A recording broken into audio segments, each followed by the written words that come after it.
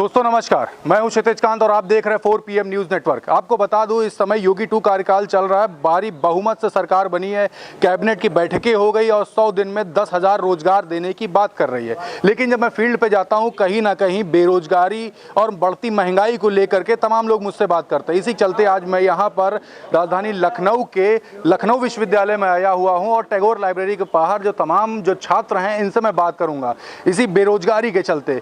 क्या जो 100 दिन में 10,000 रोजगार देने की बात जो कर रही, क्या खुशी है इसको लेकर के या फिर इन लोगों का क्या कहना है, इसी पे एक एक करके सभी छात्रों से मैं बात करूंगा। और सबसे पहले मेरे सामने भैया खड़े, इनसे मैं बात करता हूँ। सर नाम क्या आपका? अक्षय कुमार।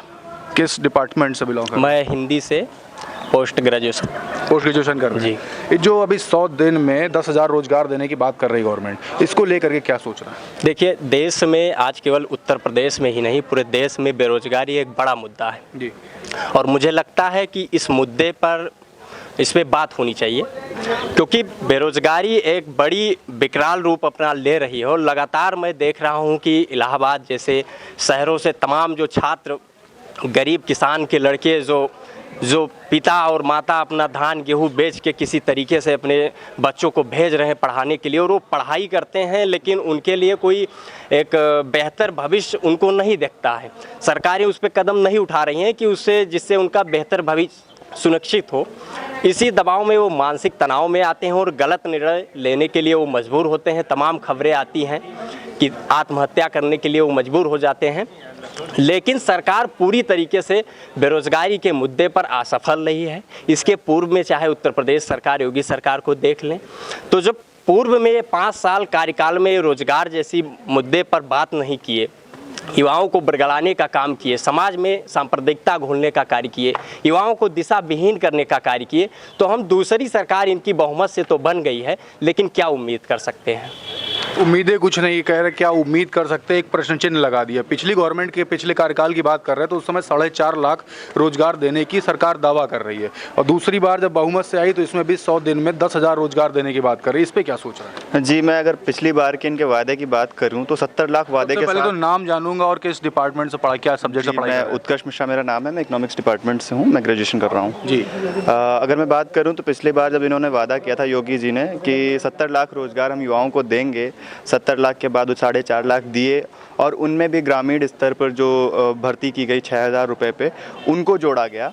तो उसके बाद 4.5 लाख के हर खंबे पे, मेट्रो के हर एक खंबे पे उन्होंने लगाया कि हमने 4.5 लाख रोजगार दिए, ठीक है।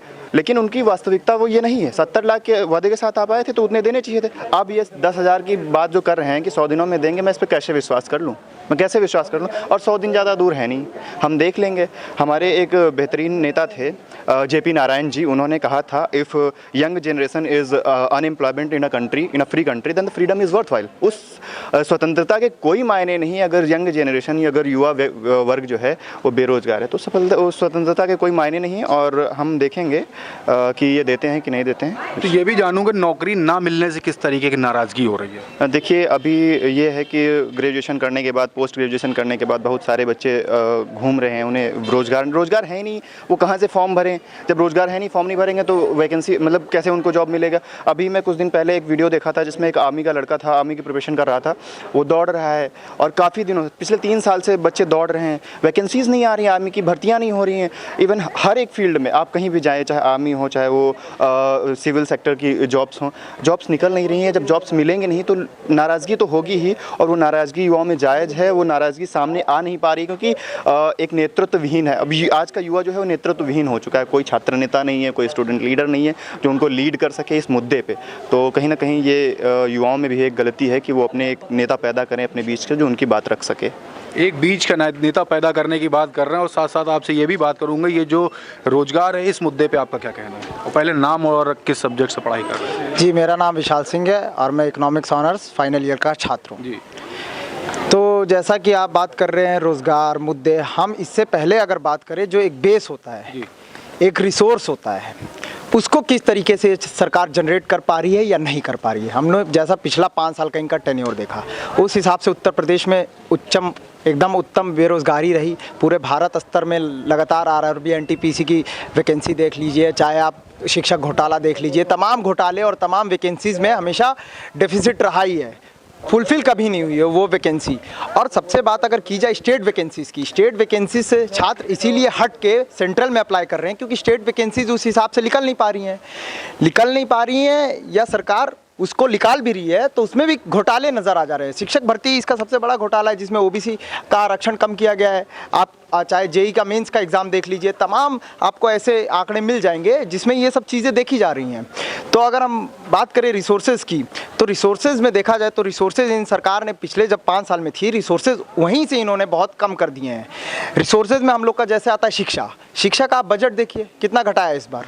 शिक्षा का इस बार बजट घटा दिया गया है। शिक्षा के बाद इसमें इकोनॉमिक का जो बजट है, इसमें जो नॉर्मल, अब निर्मला सीतारमण का आप इसमें स्टेटमेंट देखिए कि अगर आपको अपना इनकम टैक्स कम पे करना है तो आप कम इनकम कमाइए।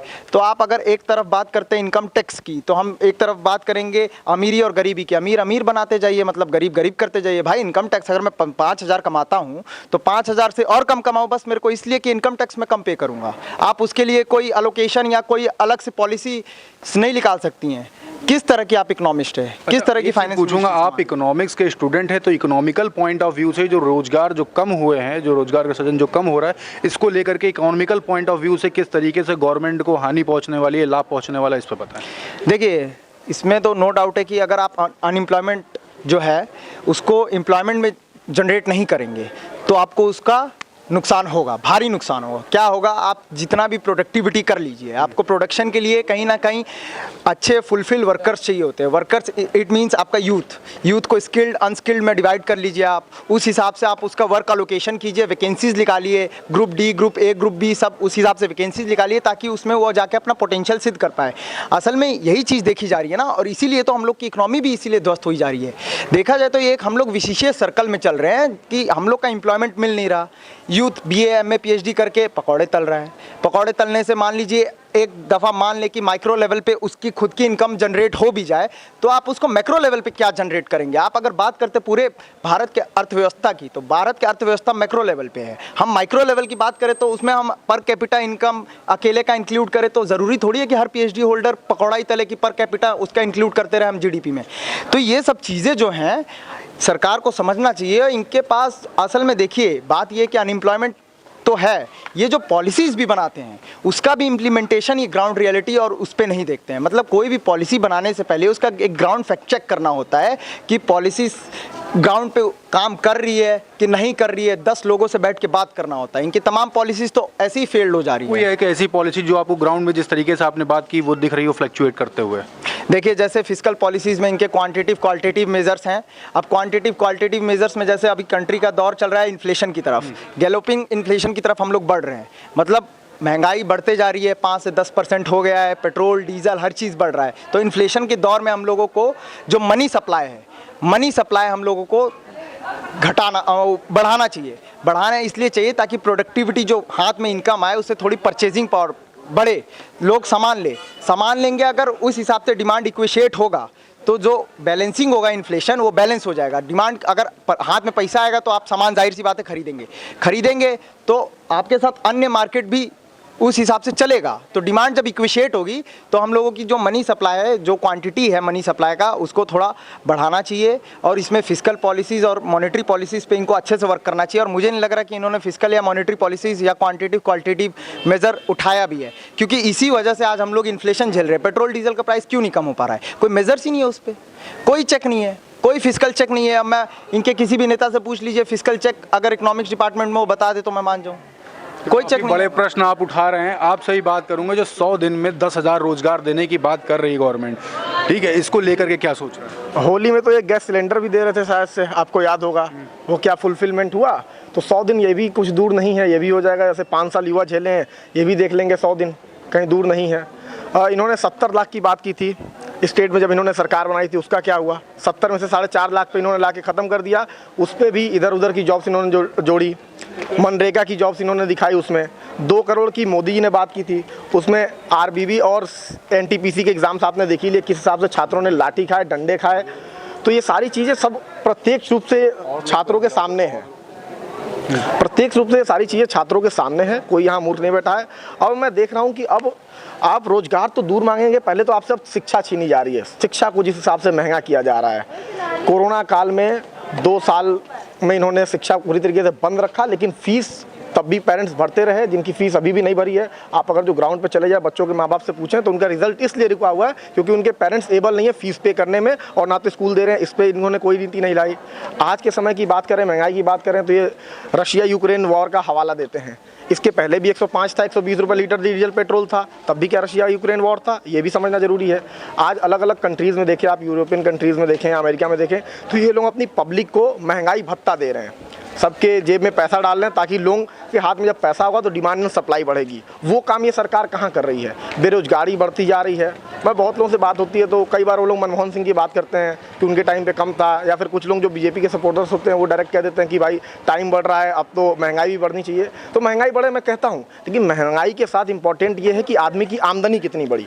सबसे ज़्यादा मेजर पॉइंट ये है, आमदनी बढ़ नहीं रही है, महंगाई बढ़ती जा रही है, आदमी धीरे धीरे मिडिल क्लास गरीबी रेखा के नीचे चला जा रहा है। तो ये चीज़ों को समझना बहुत जरूरी है। अच्छा, एक चीज़ पूछूंगा, पहले तो बताइए किस सब्जेक्ट पढ़ाई कर रहे हैं? नाम मेरा नाम प्रिंस प्रकाश है।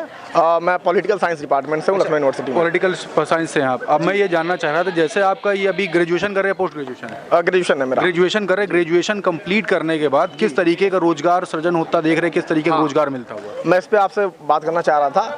पहले इस यूनिवर्सिटी का अलग माहौल हुआ करता था। आज से अगर जो 5-10 साल पहले की बात करें, तब युवा रोजगार की बात करते थे, या ये फॉर्म आया, ये भर लो, वो भर लो, या भर्ती के फॉर्म्स भर लो। लेकिन अब ये कोई बातें यहाँ पे नहीं होती, क्योंकि जब नौकरी है ही नहीं है। आज हर तीसरे बंदे से पूछेंगे क्या भाई नौकरी की क्या बात करो, नौकरी तो है ही नहीं, सरकार ने छोड़ा ही नहीं। आप भर्ती के मामले को ले लीजिए, कोरोना के नाम पे 3 साल आर्मी में भर्ती बंद रखी गई, बच्चे रोड पे दौड़ रहे हैं। मैं अभी भी गाँव जाता हूँ, अगर जो सुबह सुबह मैं उठता हूँ, देखता हूँ कि बच्चे रोज 10-10, 20-20 किलोमीटर तक रोड पे दौड़ रहे हैं। लेकिन क्या उन चीज़ों पर सरकार ध्यान दे रही है? उनके दौड़ने पर ध्यान दे रही है? अभी एक लड़का राजस्थान से, 2 दिन पहले की न्यूज़ है, राजस्थान से दिल्ली तक दौड़ के गया है, वो आर्मी में भर्ती होना चाहता है। उस पर कोई सरकार का रिएक्शन है? बिल्कुल भी ये लोग इस चीज़ पे जवाबदेही सरकार नहीं तय कर पा रही है, ना अपनी ना अपने मंत्रियों की। पीछे और भी युवा हैं सर, आपसे बात करें, किस डिपार्टमेंट में, मतलब क्या सब्जेक्ट पढ़ाई कर रहे हो, नाम क्या है? सर मेरा नाम अश्विनी सिंह तोमर है और मैं बीए 3rd ईयर का स्टूडेंट हूँ लखनऊ यूनिवर्सिटी का, और सर मेरे सब्जेक्ट हैं पब्लिक एड एंथ्रोपोलॉजी। मैं जानना चाह रहा हूँ, अभी जब आप ग्रेजुएशन कंप्लीट करेंगे तो रोजगार के लिए दौड़ेंगे, तो क्या देख रहे हैं आगे ये जो आपका जो स्टडी जब खत्म होगी इसके बाद किस तरीके का रोजगार देख रहे हैं, और जो 100 दिन में 10,000 रोजगार देने की बात जो गवर्नमेंट कर रही है, इसको लेके क्या सोच रहे हैं? सर रोज़गार 10,000 का तो पता नहीं, अभी तो फ़िलहाल कोई रोज़गार किसी को कुछ नहीं मिल रहा, और जैसे महंगाई बढ़ रही है उस हिसाब से इनकम तो बिल्कुल इंक्रीज़ नहीं हो रही है। तो सर मैं यही कहना चाहूँगा कि जिस हिसाब से महंगाई बढ़ाया जा रहा है उस हिसाब से इनकम भी इंक्रीज़ की जाए। नहीं, अभी तो स्टडी कर रहे हैं, इसके बाद क्या सोच रहे हैं, फ्यूचर क्या सोच रहे हैं? इसके बाद सर सभी का एक ही एम होता है कि कोई अच्छी सी जॉब स्टडी के बाद पा जाएं, अच्छी सी जॉब के लिए तैयारी करें, जैसे लाइक गवर्नमेंट जॉब अच्छी। तो किस तरीके से सोच रहे हैं, उस अपने जो आपका जो लक्ष्य है वहाँ पे किस तरीके से पहुँचते हुए देख रहे हैं कि? सर कंपटीशन तो ज़्यादा है और मेहनत भी करनी पड़ेगी, लेकिन जो बेरोज़गारी का स्तर है वो काफ़ी बढ़ता जा रहा है तक। बेरोजगारी का स्तर काफ़ी बढ़ता जा रहा है, देख रहे हैं ये युवा हैं, सब बात कर रहे हैं, बता रहे हैं बेरोजगारी का स्तर बढ़ता जा रहा है, कुछ आप कहना चाहते हैं? अभी इन्होंने एक नया सिस्टम लाया है संविदा पे। जी, योगी जी कह रहे हैं स्टेट्स गवर्नमेंट में हम 5 साल लोगों को पहले संविदा पे रख के चेक करेंगे, उसके बाद से अभी कल की न्यूज़ है कि अब आर्मी में भी आपको जाना है तो 3 साल संविदा पे रहना पड़ेगा। अब संविदा से क्या आपको नहीं लगता कि करप्शन बढ़ जाएगा? जो बड़े अधिकारी होंगे वो पैसा लेंगे, उसके बाद ही आपको प्रमोट करेंगे कि आप इस जॉब के लायक हो कि नहीं। तो इस तरह से करप्शन को लेके बहुत ही ज़्यादा सरकार बढ़ावा दे रही है, और करप्शन हर जगह पे, इसको कम करने का कोई एक लेवल नहीं निश्चित कर पा रही है सरकार। तो लगाम लगाने की डायरेक्ट गवर्नमेंट बात कर रही है, योगी जी खुद बोलते हैं करप्शन को हम कम कर दें, जीरो टॉलरेंस की बात कर रहे हैं। योगी जी अपने मंत्रिमंडल में ही देख लेंगे तो उनको करप्शन दिख जाएगा, उनको कहीं बाहर जाने की जरूरत नहीं है। उनके एक से एक मंत्री हैं, उन्होंने करोड़ों करोड़ों के घोटाले करके बैठे हुए हैं वो उनके बगल में, उनको और कहीं दूर जाने की बात नहीं है इसमें। अच्छा सर, आपसे फिर से बात करूंगा, ये जो प्राइवेटाइजेशन हो रहा है इसको लेके क्या सोच रहे हैं? इसमें तो रोजगार का सृजन बहुत इजीली हो रहा है। जी, मैं आपको बताना चाहूँगा कि योगी सरकार के पहले कार्यकाल में इन्वेस्टर्स समिट हुई थी लखनऊ में, एक बड़ा प्रोग्राम हुआ था, बहुत ज़्यादा पैसा खर्चा हुआ था। उसमें ये कहा गया था कि प्राइवेट कंपनियां आएंगी, इन्वेस्टमेंट करेंगी लखनऊ में, और बहुत ज़्यादा संख्या में लखनऊ में जॉब्स मिलेंगी लोगों को। अलीगढ़ में आर्मी के कुछ मतलब इक्विपमेंट्स बनाने, अलीगढ़ में नहीं, वहाँ पे आर्मी के, उसको चेंज कर दिया गया नाम। अरे नाम यही तो राजनीति इनकी राजनीति है, हर चीज़ का नाम। अभी लखनऊ को लक्ष्मणपुर कर देंगे, ठीक है, फैजाबाद का आप कुछ बात मैं नाम तो नहीं, ठीक है। अलीगढ़ में ये इस्टेब्लिशमेंट किया गया था, कब हुआ? कभी नहीं हुआ, अभी तक नहीं हुआ। जॉब्स मिलनी चाहिए थी, नहीं मिली। उसमें प्राइवेट सेक्टर में भी तो ये जॉब नहीं क्रिएट कर पा रहे हैं, और जो रेलवेज़ हैं उसको प्राइवेट करे दे रहे हैं, उसमें भी जो लोगों की जॉब है वो भी चली जाएंगी। प्राइवेट सेक्टर में क्या होगा कि जब जॉब्स प्राइवेट हो जाएंगी, मैं मानता हूँ कि जॉब्स मतलब उनके पास जो इक्विपमेंट्स हो गए जैसे रोबोटिक्स, इन सब चीज़ों का यूज़ करके वो जॉब्स भी कम कर देंगे। ठीक, जॉब्स कम होंगी, इसके अलावा लोगों की सैलरी भी कम हो जाएगी। महंगाई बहुत बढ़ रही है, महंगाई नहीं कम होगी, लोगों की सैलरी बंद हो जाएगी। इनका ये मानना है कि आप जिंदा रहिए, यही आपका विकास है, बस जिंदा रहिए, यही है आपका विकास। क्वेश्चन कर दिया, जिंदा रहिए ये विकास है। ये जो रोजगार की बात हो रही है, रोजगार को लेके क्या सोच रहे हैं? अभी किस सब्जेक्ट से पढ़ाई कर रहे हैं? अभी तो हम बीए चल रहा है। BA third year, first year? Third year में। इसके बाद की मतलब जॉब के लिए क्या सोच रहे हैं? जॉब के लिए क्या, जॉब तो मिलेगी नहीं, इसलिए एलएलबी का पहले सोच लिए। जॉब मिलेगी नहीं इसलिए एलएलबी सोच लिए हैं? हाँ सोच लिए। एलएलबी क्यों सोचा? अब क्या सोचना क्या है इसमें, अब उसी फील्ड में जाना था पहले से। कम से कम एक छोटा बैकअप रहे आपका, हाँ है ना? ये देख रहे हैं, मैं यहाँ पे युवाओं से बात कर रहा हूँ, सब अपनी अपनी राय हमारे बीच में रख रहे हैं। एक भैया और खड़े हुए हैं। सर, किस डिपार्टमेंट से, क्या सब्जेक्ट से पढ़ाई कर रहे हैं? हमारा फिलोसफी और एंशिएंट इंडियन हिस्ट्री है। नाम क्या है? Akshay Pratap Singh, BA third year. आपने हिस्ट्री की बात कर ली, पुराने काल पे चलते हैं और अभी आते हैं। अब अगर हम बात करें मनमोहन गवर्नमेंट की और मोदी गवर्नमेंट की, दोनों गवर्नमेंट के बाद दोनों की स्टडी अच्छी करी होगी, तो दोनों को अगर हम कंपेयर करें तो सबसे ज़्यादा रोजगार का सृजन की अगर बात कर रहे हैं तो किस में हो रहा था?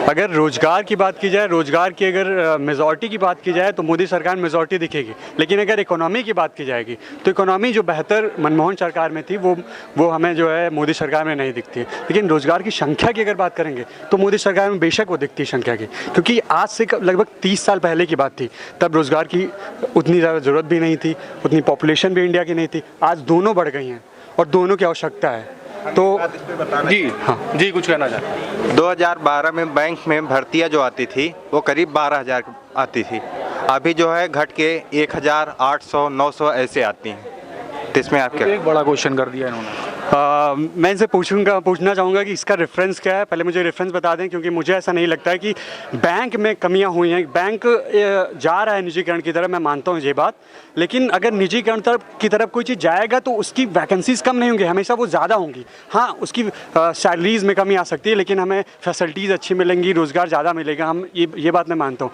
अगर कोई चीज़ निजीकरण की तरफ जाएगी, निजीकरण की तरफ इसीलिए जाया जाता है कि हम ज़्यादा से ज़्यादा लोगों को रोज़गार दे सकें, कम ना कर सके उसे। अच्छा, एक प्रश्न करूंगा। अभी कैबिनेट की बैठक हो रही, तो उसी दौरान काफ़ी सारी बातें होती हैं। इसके जस्ट बाद ही बात करते हैं 100 दिन में 10,000 रोजगार देने की।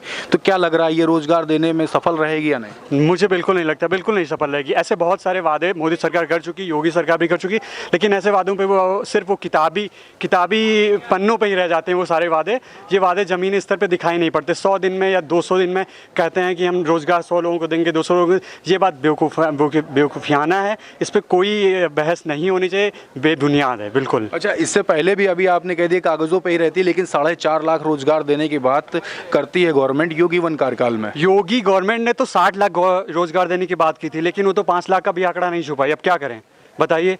उसने तो 60 लाख की बात की थी। हाँ, उसने 4.5 लाख जो रोजगार दिए उसका भी वो आंकड़ा ठीक से प्रस्तुत नहीं कर पाती है। तो गवर्नमेंट अगर ये कह रही है कि इतने दिनों के अंदर हम इतने लोगों को रोजगार देंगे, तो वो सिर्फ भ्रमित कर रही है लोगों को, बस। तो क्या रोजगार न मिलने से जो युवा हैं वो खासा नाराज हैं? बिल्कुल नाराज है, बिल्कुल नाराज है। युवाओं की सबसे ज़्यादा ज़रूरत है रोजगार, उनकी सबसे ज़्यादा ज़रूरत है शिक्षा, रोजगार और स्वास्थ्य। यही 3 चीज़ मुद्दे होते हैं युवाओं के लिए, और यही अगर उनको नहीं मिल पाएंगे तो बिल्कुल नाराज होगा। हाँ, अब बात रही कि कैसे, अब आप फिर से कहेंगे कि योगी सरकार क्यों बन गई, तो उसके भी अलग अलग तरीके हैं। तमाम इंडिकेटर्स उस पर नहीं, भी सिर्फ रोजगार में बात करेंगे। दिन भर में आप लगभग कितने छात्रों से आपकी मुलाकात होती होगी? लगभग 50 से 60 लोगों की, अगर विश्वविद्यालय में तो और उससे भी ज़्यादा संख्या बढ़ जाती है। 60 से ऊपर, लगभग एवरेज मान लेते हैं 50 लोगों से मुलाकात डेली हो जाती होगी। अगर मैं बात करूं 50 लोगों से जब मुलाकात होती है रोजगार को लेकर के, अगर मैक्सिमम मैं बात करूं, अगर कंक्लूड करूं, तो सबसे ज़्यादा क्या बात होती है? रोजगार लोगों को नहीं मिल रहा है, इस बात पे ज़्यादा बहस होती है। पूरे यूनिवर्सिटी में इस बात पे रोज़ बहस होती है कि योगी सरकार या केंद्र सरकार जो है रोजगार देने में सफल नहीं हो पाई है, बस। अच्छा, 50 लोगों से आपकी बात होती है, तो उसमें भी ये भी बात करूंगा 5 साल का जो कार्यकाल है, इसके बाद उन 50 में से कितने छात्रों को आप कहाँ पे देखते हैं रोजगार की स्थिति में? अभी तो मेरे समझ से जहाँ 3 साल मैंने यूनिवर्सिटी में बिताए हैं, और उसके बाद सिर्फ गिने चुने ही लोग हैं जो अच्छी पोस्टों पे बैठे हुए हैं, उनकी संख्या बहुत ही कम है। जैसे 50 में से कितने, मतलब एक परसेंटेज ले लूँ, 100 में से 100 लोगों में से कितने? 10 से भी कम, 100 का फिगर भी नहीं पार कर पा रही। 2 से तो ज़्यादा है, हाँ, मैं 5 कह रहा डबल फिगर। 5 तक पहुंच जाते हैं लोग। अगर 50 में 5 तक पहुंच जा रहे हैं तो कोई बहुत अच्छी संख्या नहीं है ये। हमें 50 में कम से कम 30 तो चाहिए ही रोजगार के लिए, क्योंकि हर यूनिवर्सिटी में ऐसा होगा। अब हर यूनिवर्सिटी का मुझे तो नहीं पता, लेकिन हमारे लखनऊ विश्वविद्यालय का ज़रूर ये हालत है और बहुत सारी प्रॉब्लम है विश्वविद्यालय बहुत के। सारी प्रॉब्लम ये देख रहे हैं। मैं युवाओं से बात कर रहा हूँ, कुछ आप कहना चाह रहे थे, पीछे से आपने हाथ इस यूनिवर्सिटी में आए दिन धारा 144 लागू रहती है। क्यों? क्योंकि यहाँ के लड़के इस प्रशासन के साथ, यूनिवर्सिटी प्रशासन का भी एक तानाशाही रवैया रहता है सरकार के हिसाब से। कई इनके मुद्दे हैं, नल में पानी ना आना और काफ़ी चीज़ों को लेके, तो धारा 144 लगाई जाती है। पुलिस को कैंपस में रोका जाता है कि छात्रों को कंट्रोल कर पाए। तो मैं ये पूछना चाहता हूँ योगी जी से कि ये जो पुलिस आप भेज रहे हैं बात बात में, अगर जो पिछली सरकारें न इनकी भर्ती की होती तो आज ये पुलिस भी ना होती हमें रोकने के लिए। तो आपने तो भर्ती की नहीं है। और आप अगर जो देखेंगे, तो मैं लखनऊ की बात करूं तो आप लखनऊ में अगर जो अखिलेश और मायावती का कार्यकाल हटा दिए तो लखनऊ आपको देखने लायक नहीं बचेगा। मेट्रो जहां से शुरू हुआ था, जहां पे खत्म हुआ था, 5 साल में वहीं है। योगी जी ने कुछ सिर्फ उन्होंने एक काम किया था बढ़िया से, कि उन्होंने जो काम पिछली सरकारों ने किए थे उसके फीते उन्होंने ही काटे और सब में उद्घाटन में वही बैठे हैं। वो एक काम योगी जी को बहुत बढ़िया करना आता है, उसमें मैं जरूर तारीफ करूंगा। ये तमाम क्वेश्चन मार्क्स आपने उठा दिए। युवाओं से मैं बात कर रहा, रोजगार के मुद्दे पर मैंने बात की। तमाम लोगों ने अपनी बात यहाँ पे मेरे बीच में रखी। आप सभी देख रहे हो, जितने युवा देख रहे हैं उनसे मेरा एक गुजारिश है, कमेंट बॉक्स में लिख करके बताएं जो मेरा क्वेश्चन था। आप सभी से भी है, कमेंट बॉक्स में लिखें। इस पे आपको और युवा भी हैं, जुड़ेंगे आपसे, आपको इसका रिप्लाई करेंगे। और जितने लोग ये खबर देख रहे हैं, जितना ज़्यादा हो सके इस वीडियो को शेयर जरूर करें और जिन्होंने चैनल नहीं सब्सक्राइब किया सब्सक्राइब कर दें। मैं हूँ क्षितिज कांत, कैमरा पर्सन शुभम के साथ 4 PM न्यूज़ नेटवर्क के लिए।